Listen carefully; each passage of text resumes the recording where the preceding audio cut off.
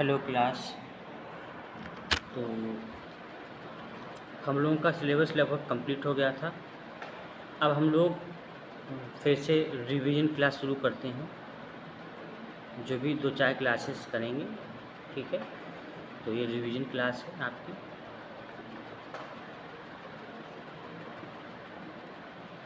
Yoga, its definition, basis, purpose, its relation to philosophy and its application.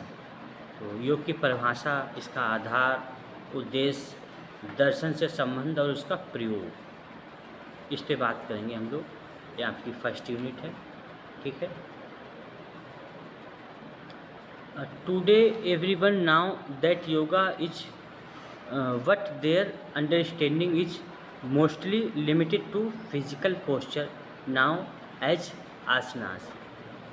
आज हर कोई जानता है कि योग क्या है, लेकिन उनकी समझ ज़्यादातर शारीरिक मुद्राओं यानी आसन तक ही सीमित है। यदि देखा जाए तो जब से विश्व योग दिवस शुरू हुआ है 2015 से, तब से लोग ज़्यादा जानने लगे हैं कि हाँ, योग के बारे में, योग नाम की कोई चीज़ है। वैसे भी जो लोग पढ़ा लिखा वर्ग था वो जानता था, लेकिन आजकल लगभग सभी लोग जानने लगे हैं, जो बहुत ज़्यादा नहीं इधर उधर किसी से मतलब अटैच रहते, लेकिन फिर भी योग को जानते हैं। ठीक है, लेकिन वो किस रूप में जानते हैं योग को? वो केवल आसन के रूप में जानते हैं। यानी कुछ मुद्राएं, शारीरिक मुद्राएं हैं, आसन है, वही क्या है? योग है। बट ऐसा नहीं है, वो एक पार्ट है। योग का क्या है? Part. But Dutch yoga means physical pose. योग का लेकिन क्या योग का मतलब सिर्फ शारीरिक मुद्राएं हैं? तो ऐसा नहीं है। योग का मतलब केवल शारीरिक मुद्राएं नहीं है।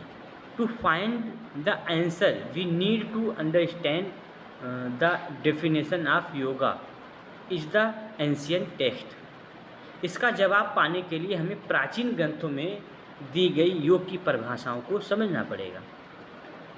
यानी कि प्राचीन समय में क्या योग कैसा था, या क्या है, कैसा है योग, तो इसके लिए हमें प्राचीन ग्रंथों को देखना पड़ेगा। उसमें अच्छे से डेफिनेशन दी गई हैं, उसमें अच्छे से बताया गया है योग के बारे में। ठीक है। These ancient texts are giving a powerful message of yoga which is much deeper than what we understand. ये प्राचीन ग्रंथ योग का एक सशक्त संदेश देते हैं। ये जो प्राचीन ग्रंथ हैं हमारे, गीता है, महाभारत है, पतंजलि योग सूत्र है, रामायण है, गोरक्ष संहिता है, गहन संहिता है, ये जितने भी प्राचीन ग्रंथ हैं, तो योग के बारे में एक सशक्त जानकारी देते हैं, सशक्त संदेश देते हैं, पावरफुल मैसेज देते हैं ये। और गहरा, डीपली में हमको समझाते हैं। Yoga is a word from Sanskrit language which means join two or more things are needed to join. योग संस्कृत भाषा का शब्द है जिसका अर्थ है जुड़ना।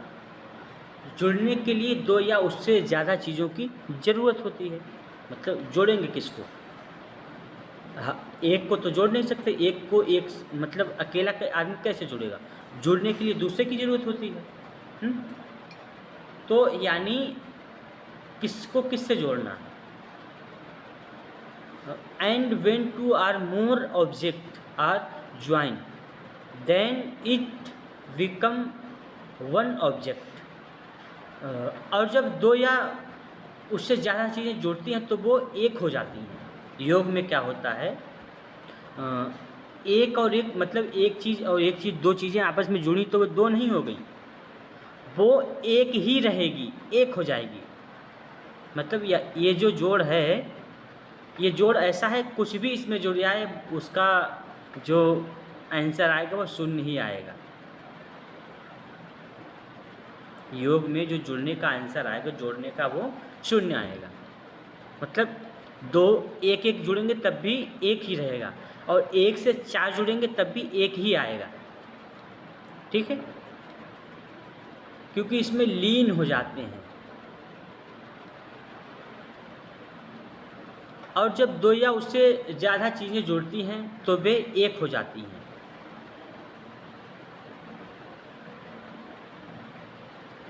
There is connection and harmony between two objects which have become one. जो दो चीज़ें एक हो गई हैं उनके बीच जुड़ाव और तालमेल होता है, उनके बीच में जुड़ाव होता है, तालमेल होता है।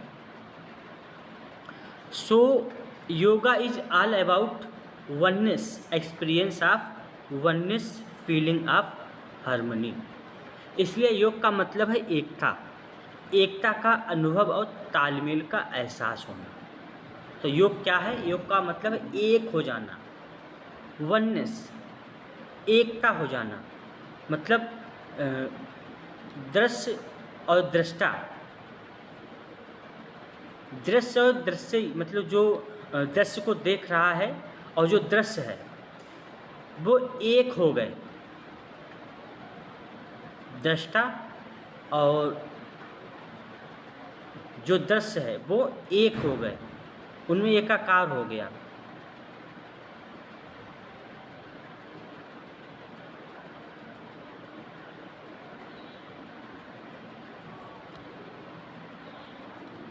The word yoga is a Sanskrit word which originated from the root use. योग शब्द संस्कृत के युज धातु से बना है। योग शब्द संस्कृत के युज धातु से बना है। The means of yuj is to join, to unite, to yoke. युज का अर्थ है जोड़ना, एक करना या मिलाना। As such yoga means to unite together, to act in unison with mutual understanding, cooperation, coordination, love and affection, avoiding all differences, conflicts, ill will and hatred, with one mind, one thought, to arrive at the one and same goal। इस तरह योग का अर्थ है एक साथ जुड़ना, आपसी समझ, सहयोग, तालमेल, प्यार और स्नेह के साथ मिलकर काम करना, मतभेद, झगड़े, बुरी भावनाएं और नफ़रत को दूर करके एक मन और एक सोच के साथ एक ही लक्ष्य तक पहुंचना, एक ही लक्ष्य तक पहुंचना, एक मन एक सोच के साथ एक ही लक्ष्य तक पहुंचना। Yoga initially starts in the body system with united functioning of the cells, tissue, organs and systems of the body. Thereafter it gradually extends to the working in unison of the body and the mind, the members of the family, neighborhood, village, community, nation, human society, animal and plant kingdom, things and being of the universe, and at last the merging of the individual soul with the universal consciousness। क्या बताया है? योग की शुरुआत शरीर के भीतर कोशिकाओं, ऊतक, अंग, ऑर्गन्स की प्रणालियों के मिलकर काम करने से होती है। यानी जो हमारा सेल है, हमारे टिश्यू हैं, हमारे ये सब क्या करते हैं आपस में, इनका योग ही तो है, इनका एक तालमेल ही तो है, तालमेल ही योग है, तालमेल से काम करता है पूरा शरीर। तो यहाँ इन प्रणालियों से मिलकर काम करने से होती है योग की शुरुआत। इसके बाद ये धीरे धीरे शरीर और मन, परिवार के सदस्य, पड़ोस, गांव, समुदाय, राष्ट्र, मानव समाज, जीव जंतु और पेड़ पौधों की दुनिया, ब्रह्मांड की चीज़ों से प्राणियों के साथ मिलकर काम करने तक फैल जाता है और अंत में व्यक्तिगत आत्मा का ब्रह्मांडीय चेतना से विलय हो जाता है। तो ये हमारे सेल से शुरू होता है। हमारा सेल, टिश्यू, बॉडी ऑर्गन्स, हमारी पूरी बॉडी, माइंड, कॉन्शसनेस, फिर हमारा फैमिली के जो भी मेंबर्स हैं, हमारे पड़ोसी हैं, हमारा विलेज है, ग्रुप हैं, समुदाय है, राष्ट्र है, समाज है, जीव जंतु हैं, पेड़ पौधे हैं, दुनिया है, फिर ये ब्रह्मांड है। और फिर इस ब्रह्मांड के साथ जो हमारी चेतना है वह ब्रह्मांडीय चेतना में एकाकार हो जाती है, यानी उस परम चेतना में एकाकार हो जाती है। यही क्या है? योग है। योग की शुरुआत यहीं से होती है, यही योग है। ठीक है।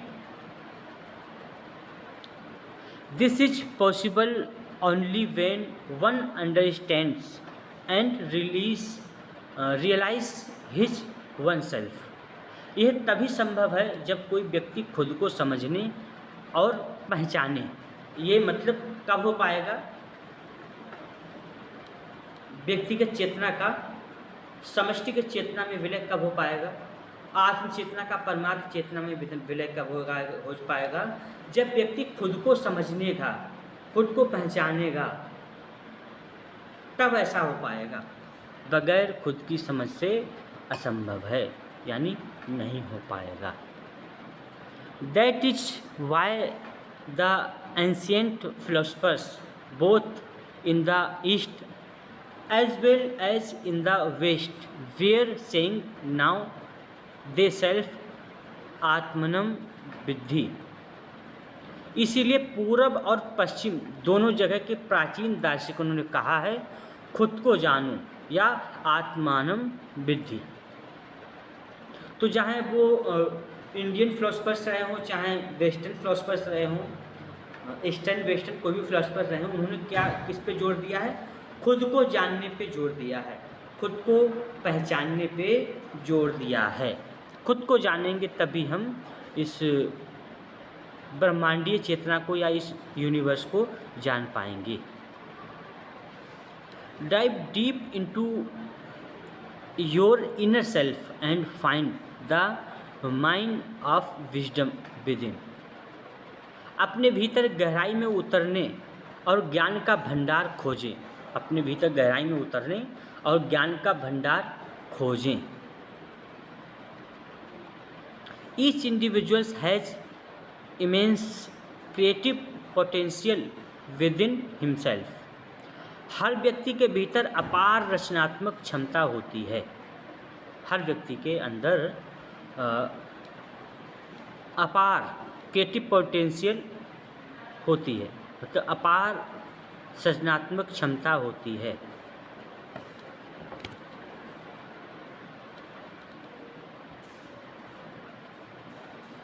The goal should be to manifest the potentiality within. लक्ष्य इस आंतरिक क्षमता को बाहर लाना होता है, यानी हमारे अंदर बहुत सी संभावना छिपी हुई हैं, बहुत सी क्रिएटिव पोटेंशियलिटी है हमारे अंदर, क्रिएटिव पोटेंशियलिटी है हमारे अंदर, बट इसको कैसे बाहर निकाला जाए? तो इसको बाहर, सबसे पहले तो इसको बाहर लाना है, तो इसको योग के माध्यम से बहुत अच्छे से बाहर निकाल सकते हैं। This can be done by controlling nature both external and internal. ऐसा बाहरी और आंतरिक दोनों तरह के स्वभाव पर नियंत्रण पाकर किया जा सकता है। यानी हम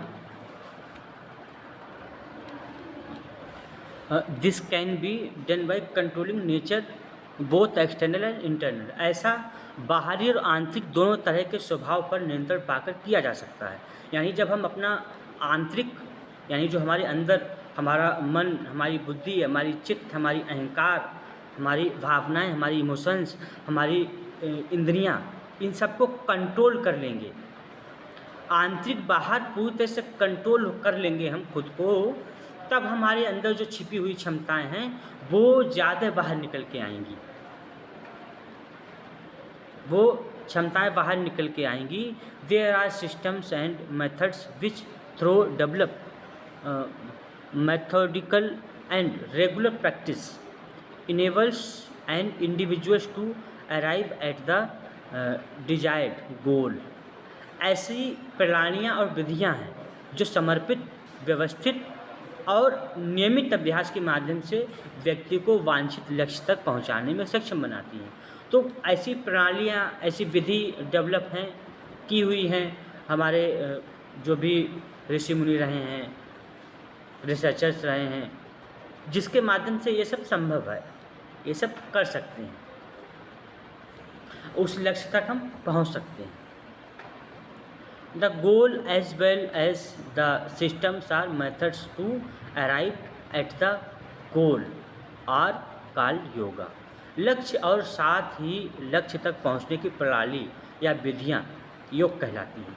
यानी जो हमारा गोल है वो, और उस गोल तक पहुंचने का जो मेथड है, जो रास्ता है, जो हम प्रणाली अपनाते हैं, जो विधि अपनाते हैं, वो सब क्या कहलाएगा?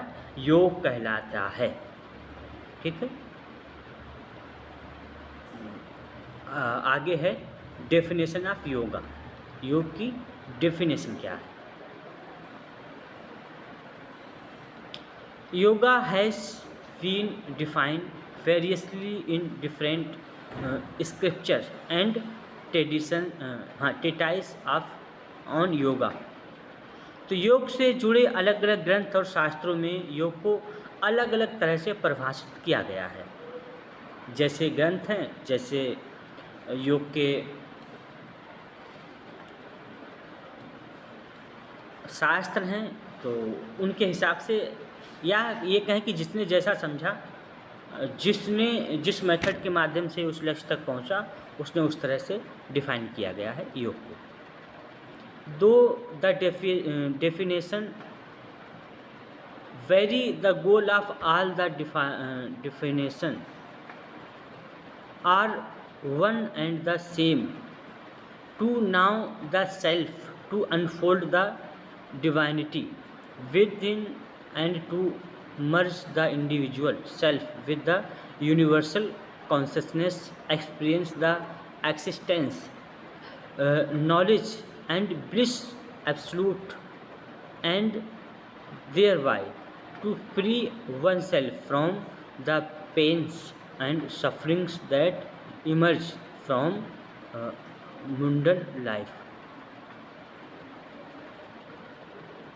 हालांकि परिभाषाएं अलग अलग हैं, लेकिन सभी परिभाषाओं का लक्ष्य एक ही है, यानी स्वयं को जानना। सभी का लक्ष्य एक ही है। क्या लक्ष्य है? स्वयं को जानना, अपने भीतर के दैवीय गुणों को उजागर करना और व्यक्तिगत आत्मा को सार्वभौमिक चेतना में विलीन कर देना। यानी जो हमारी आत्मा है, उस परमात्मा जो सभी में विद्यमान है, सभी में समाया हुआ है, सभी को पालन पोषण करता है, चाहे वो जलचर, थलचर, नवचर, उभयचर, जो भी प्राणी हो, वो किसी मत, पंथ, संप्रदाय, भाषा, परिधान, इन किसी में बंधा हुआ नहीं है, इन सबसे परे है।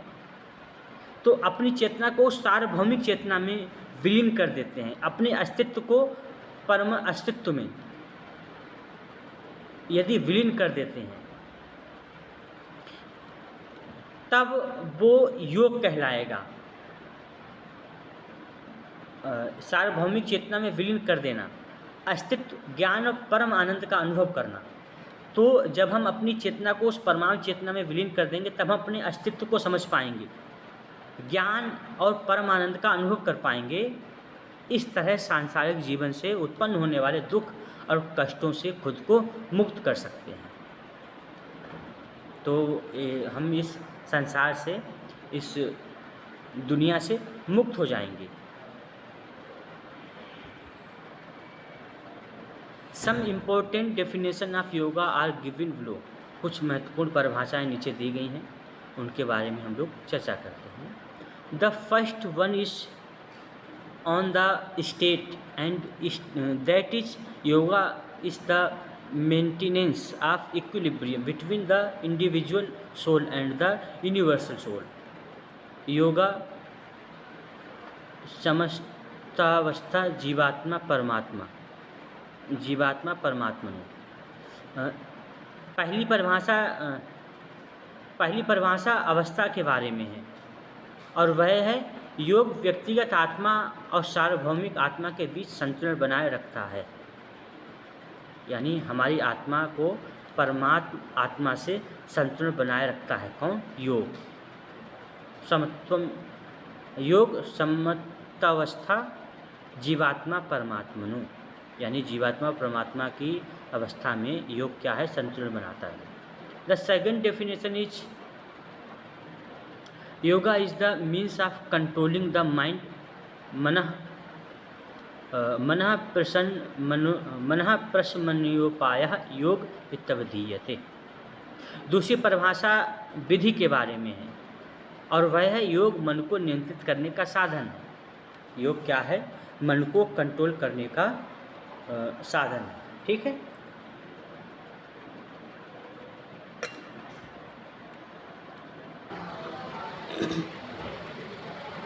नेक्स्ट है the Mahanirvana Tantra defines yoga as union of the individual soul with the universal soul.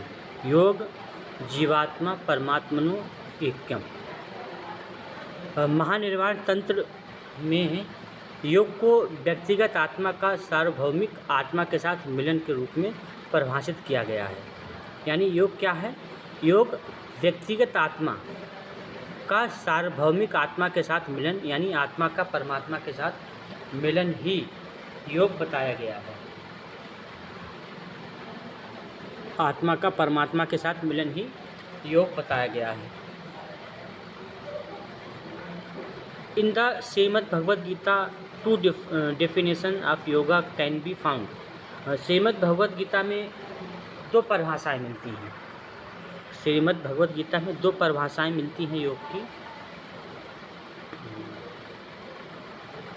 One is maintenance of equanimity और बैलेंस इज योगा समत्वम योग उच्यते। यानी संभाव या संतुलन बनाए रखना ही योग है, जिसको बोलते हैं समत्वम योग उच्यते। The other is be yoga is skill in action. योगा कर्मसु कौशलम, यानी कर्म की कुशलता का नाम ही योग है, ऐसा भगवद गीता में बताया गया है।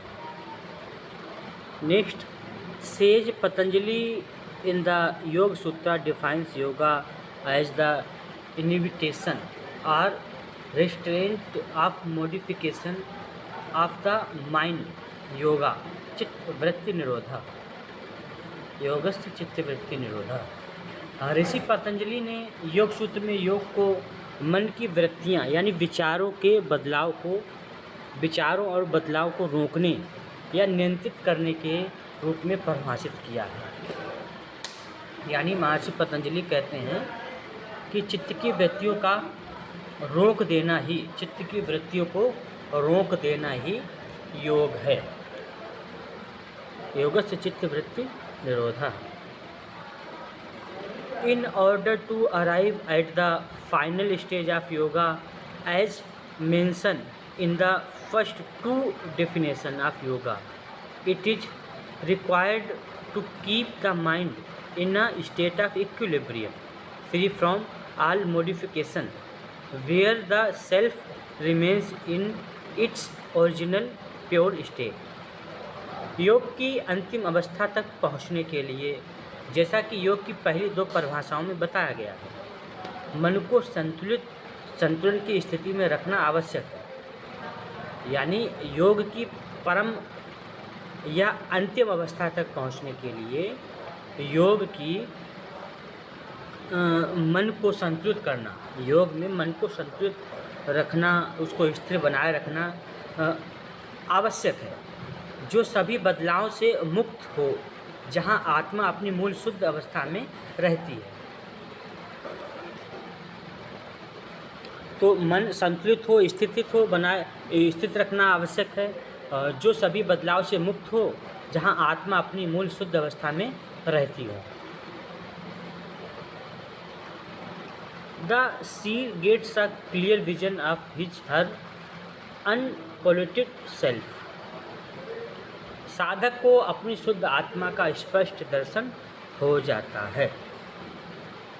इस अवस्था में साधक को अपनी शुद्ध चेतना का, शुद्ध आत्मा का दर्शन हो जाता है। At all over states, the self mingles with the modification.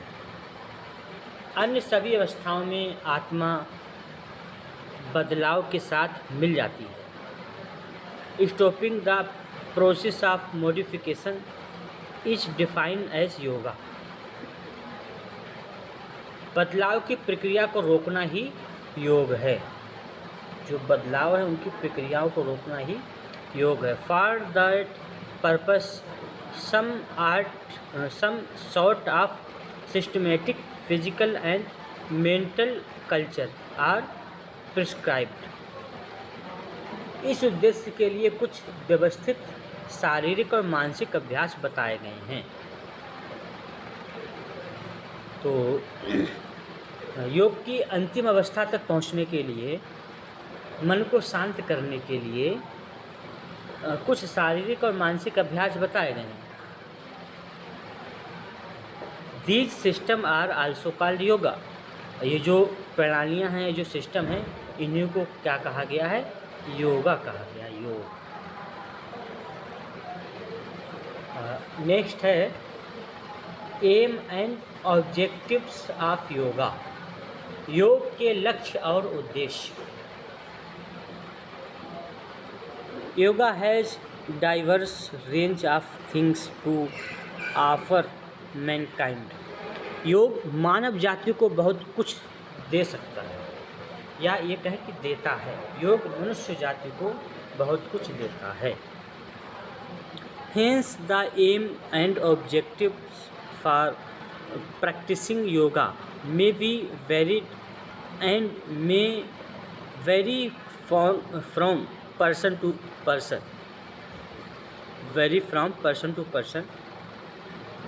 Depending upon their basic disciplines, trades and professions, needs and requirements and problem they face in their walk of life.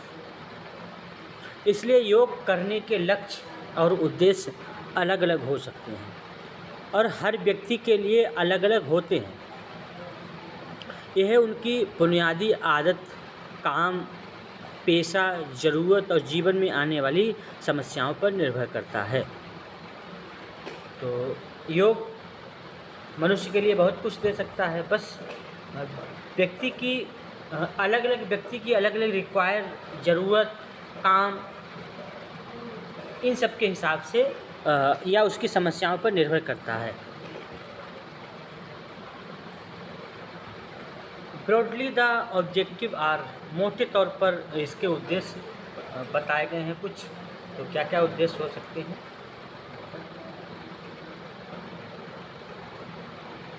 To bring peace and tranquillity of mind, freeing it from all stress and strains, worries and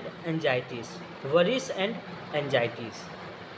मोटे तौर पर जो उद्देश्य बताए गए हैं, तो पहला है कि मन को शांति और सुकून देना, उसे हर तरह के तनाव, दबाव, चिंता और घबराहट से मुक्त करना।